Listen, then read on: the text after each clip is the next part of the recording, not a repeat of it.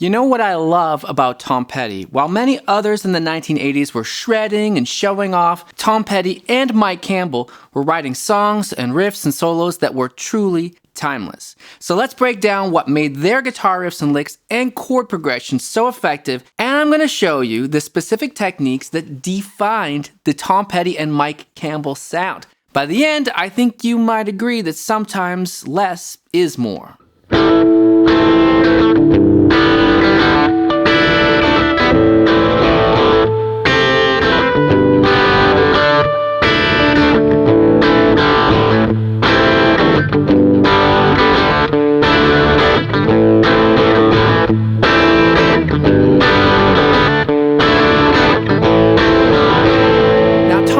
Wasn't a guitar virtuoso, and we could say the same thing about Mike Campbell. But here's the thing. They didn't need to be. Their genius was in understanding that the song always comes first. Let me show you what I mean. With the song American Girl, is probably one of the most recognizable intros in rock history, but also possibly the simplest.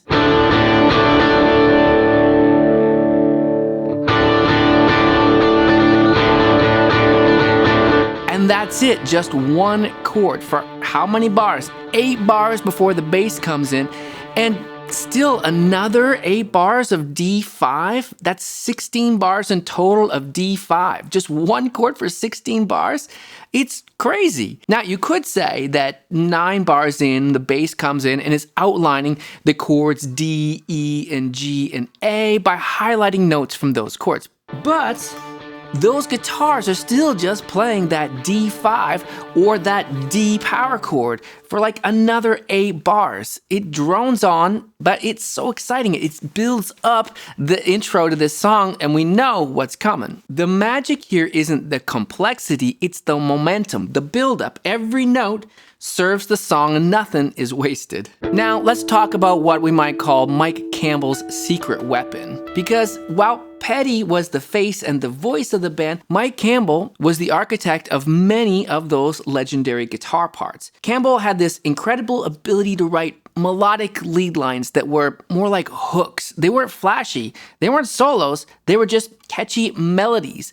Like, check out the song Refugee. The chords go like this.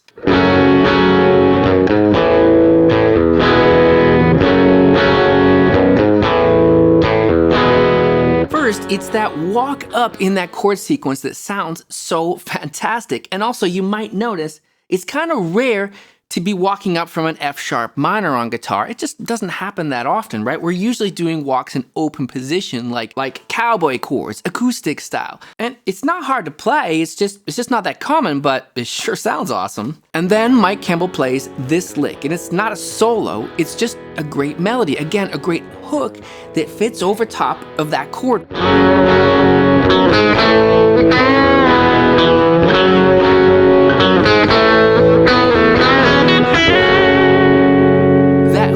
Makes the other part even more catchy, right? Campbell understands that in a simple 3.5-minute rock song, the lead guitar can be as memorable as possible, not necessarily flashy. And if you listen to those original tracks, that guitar tone is incredible. I did read that they tried all kinds of different guitars and all kinds of different guitar amps, from Marshalls to Voxes to Fenders, to get that particular sound. It's a little bit crunchy with lots of top end sparkle. It's really actually kind of hard to get. I think most of us guitar players always put on too much overdrive because it's fun, right?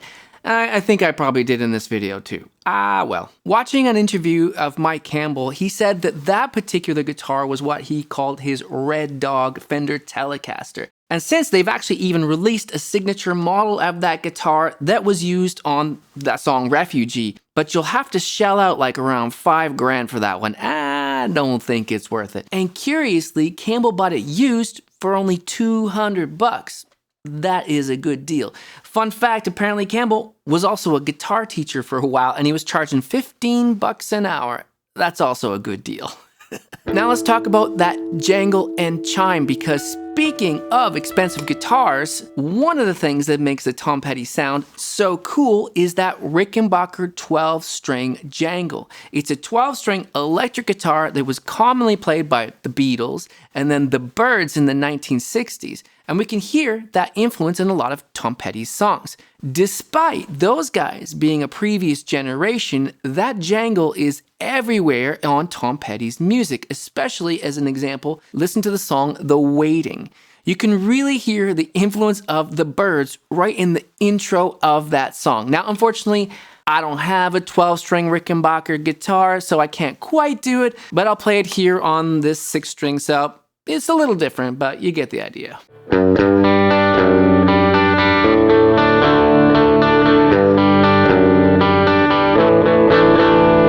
And also in that song, we have another great guitar melody, a hook, probably from Mike Campbell, that goes on top of that. Again, it's not flashy, it's just a really catchy melody.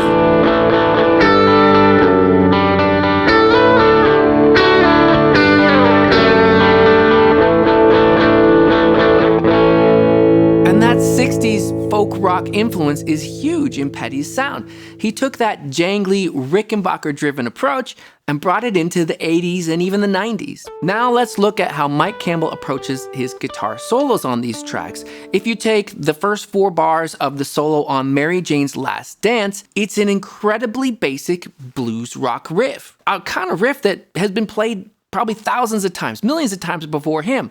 But again, it's about making very memorable hooks, and it's absolutely perfect for the song.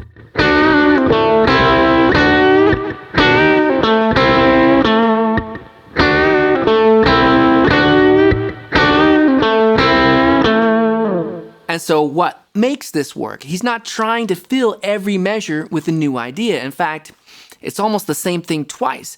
He does what we call targeting, meaning that the first time he plays the phrase, he ends on these double stops.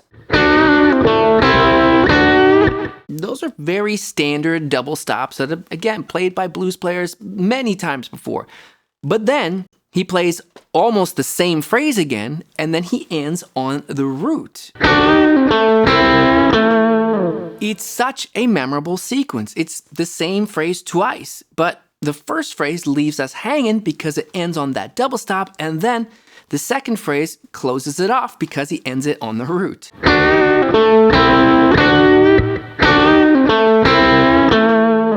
It's a great example of targeting, which is something we look at a lot on our Patreon group. And if you want lots more lessons like this, you can join for free for 7 days. The link to that is below. Now let's talk about the rhythm guitar playing specifically, because here's something that so many of us guitar players overlook. You know, we're always so focused on the solos and the riffs, but as a guitar player, if you've ever played in a band, you realize no matter what your role is, you're going to be playing rhythm guitar most of the time. It's rhythm guitar that makes up most of every song, right?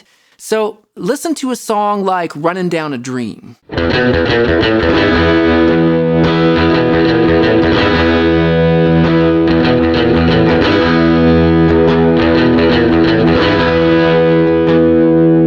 Yeah, that's rhythm guitar. It's a pretty easy riff, right? If you think about it, it's E minor pentatonic through the blue note and down to the root and an E5 chord. It's pretty simple, but it sure is cool. And again, of course, it's catchy. That riff is really driving that song, and they're not afraid to play it many, many times. I was doing a recording session for someone here in town recently, and I know that I always get this idea that I gotta keep trying to play something different and interesting. And the producer said, no, Blue, just play that same thing twice or 4 times in a row. And I'm like, no, 4 times. It's like, yeah, just do it. It's the hook. And I did it, and he was right. But also consider the rhythm guitar styles from a songwriting perspective. If you notice how many songs they have where the chords change frequently, like quickly, sometimes every 2 beats or so, or sometimes even more. If you think about the way most people write songs that are chord-based, you know, there might be 2 measures of a chord, 4 measures of a chord, but here they change really fast. Like, listen to this intro from Last Dance for Mary Jane.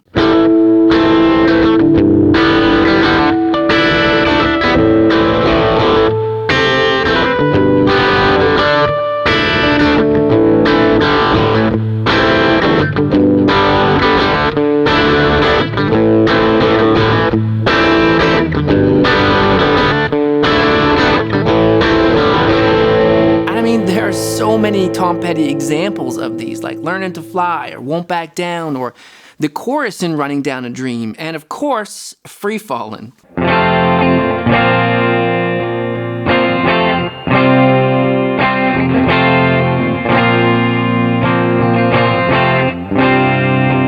With all of those songs, the chord sequence moves so quickly that it's like a riff, right? We're not staying on the same chord for 2 or 4 measures. In fact, they're moving quickly.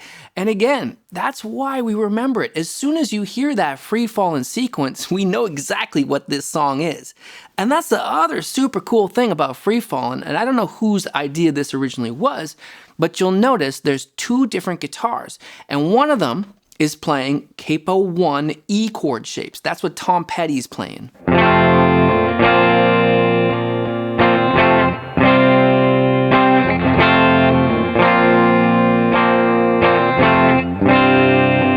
And then Mike Campbell's guitar is at capo 3 using D chord shapes.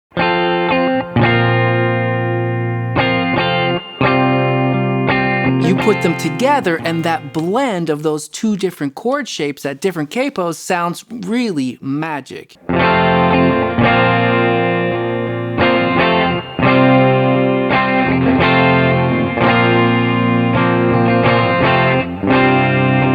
If you want to dive deeper into all this, you can check out our Patreon. The link to that is below. Or try this video on uncovering Keith Richards' incredible guitar trick. I call it the Keith. Thanks for watching. My name is Blue Morris, and I'll see you in the next one.